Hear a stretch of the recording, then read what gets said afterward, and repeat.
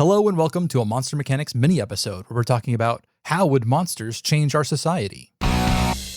Okay, so do you want to lay out some ground rules for this? Oh, absolutely. So we're kind of thinking about like what creature, what monster would have sort of a big or the most impact on human culture and civilization and our society if it was true, if it was proven to be true. Okay.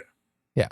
And so I think if we're pulling from media, I might say that like we're not necessarily saying like if we did, you had already mentioned the aliens from Independence Day. If we did the aliens from Independence Day, we wouldn't be guaranteeing the invasion. We would just be like saying that we know about them out there in the universe, right? Mm-hmm. Which would probably be a pretty big deal regardless. Yeah, I mean it would be a big deal, but it doesn't necessarily necessitate an invasion, I think. Sure. I mean, there's on the sort of lower end of that scale, I think that things like lots of people would love to find out that Bigfoot was real. Oh yeah. But like just because, I mean, lots of nerds would just love the fact that there's another big ape. There aren't that many big apes all told, but also, what that would do for the cryptid hunters out there is fantastic. If that one's real, what about all these other ones? That kind of thing. Loch Ness Monster, or what's the one? There's a name for a cryptid that they think is in South America, which is just a brontosaurus or a patasaurus or something like that. It's just a big old dinosaur that people are like, oh yeah, it still exists. And if the quadrupedal, huge, scaly dinosaurs were still true, that would be really cool. I would just love that as the 12-year-old boy in me that still really loves dinosaurs. I would love that to be true. Oh yeah, that'd be amazing. What would you think though would have like the biggest effect though? The biggest effect? Yeah. I mean, there's always extraterrestrials. Like, yes. Just proving that there is more life out there in the universe that's got to fundamentally alter everything we know about everything. Even if we couldn't communicate with them, we just got a signal that we're like, oh yeah, that's definitely extraterrestrials. We can't like read the signal. Like we're not going to be able to talk to them, but we know they're there. I think that alone is enough to make people go like kind of bonkers about the fact that we're not alone. Like there is other intelligent life out there, would change a lot of people's perspectives. Absolutely. I wonder if that might be the only thing that might like sort of unify humanity. that feels like really wishful thinking, but hey, the one thing that seems to bring people together is an outside force for us to all to hate, which isn't exactly wishful thinking. Yeah, I suppose you got a point there. I feel like another very impactful aspect would be the existence of fairies and the fae. Mm-hmm. Like specifically the kind you say that make deals and that kind of thing. Yeah. Where, anybody could be a fae and suddenly everyone has to like watch what they say, how they say things in case they're accidentally like promising something to a fae or I feel like we'd suddenly have a world just run by lawyers. Yeah. And then also the huge number of people that would try to exploit the fae as like a way to get ahead. Oh yeah, yeah. Thinking that they can outlawyer the fae. Mm-hmm. And that could cause some upsets in things. Or it could just be one of those things where if you're a billionaire and you can hire all the best lawyers to create the contract that you have signed with the fae, maybe it's just another way to perpetuate income inequality. I feel like it would eventually lead to like a kind of situation where through enough bad deals and whatnot, the Fae have sort of become a sort of Illuminati throughout the world where they're just a shadow government in control of everything or with enough blackmail on everyone to pull strings where necessary. Yeah, that I could totally see that too. One of the ones that came to mind to me was just like ghosts and poltergeists and like the spirits of the undead. Oh yeah. I think that people's outlook on the world would change a lot if they knew that there was an afterlife and that it was you were just kind of stuck here.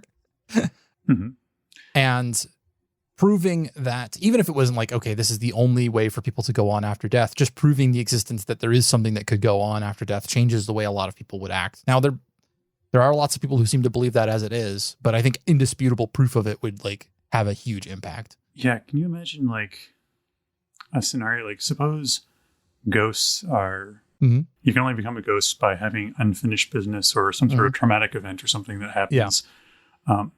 But if you know that like 100% certain, like if something bad happens to you in this specific way, you become a ghost and you don't know if there's any other afterlife besides being a ghost. Yep. What does that do for society? Like, are you going to roll the dice on potentially having another afterlife?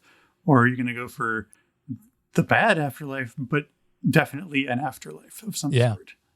And like, can you imagine the impact of like, not only just like murder victims testifying at the trial? Oh, yeah. But also things like, do ghosts get a vote or not? Like, do they get to, like, are we going to poll all of the ancestors back to the ending of time about who we're going to elect as a president or not? Can ghosts hold elected office is also a really good question. And I'm not sure I'm in favor of anything that could allow Andrew Jackson to get back into politics. Yeah, probably not a good idea, but it would be kind of amazing from a story perspective if you've got like some immortal ghost emperor who's just ruling over his dynasty for the last 1,000 years or something. The necrogarchy, like it's a society ruled by the dead. That's kind of cool. That's a hot idea. We're gonna have to. I want somebody to do that, or I'm gonna have to.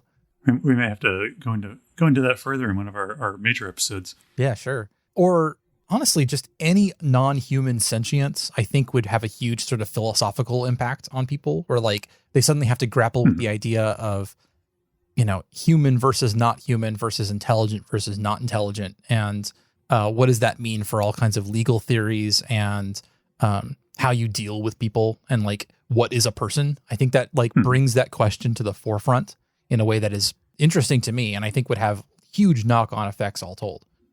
Like if a society of elves or orcs suddenly just appeared in modern day and just carved out a niche of the world for themselves and were a superpower of sorts, that would be really interesting to deal with just from a societal, cultural aspect.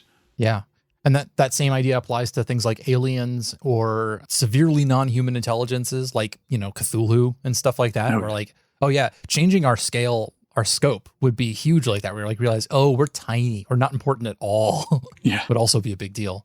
Well, this has been a slightly heavier episode than I was anticipating. Not a lot of jokes in this one. Well, yeah, but that's all right. On that note, we'd love to hear what you guys think about the subject. You can hit us on Twitter at MonsterMPod. Tune in next week for our episode, which is going to be the Tarrasque. All right, bye. All righty. Thank you for listening to this Monster Mechanics mini episode. We are actually looking for listener questions for an upcoming episode. If you have anything that you'd like to ask us or quick ideas or prompts that you would like us to discuss briefly on an upcoming episode, please hit us on our Twitter at MonsterMPod, or you can send an email to monstermechanicspodcast@gmail.com if email is still your thing. Now to the credits. Monster Mechanics is produced and edited by me, Scott Paladin, and hosted by myself and my best friend, Zach Jaquays. All of the ideas generated during our podcast are released under a Do What the F You Want public license.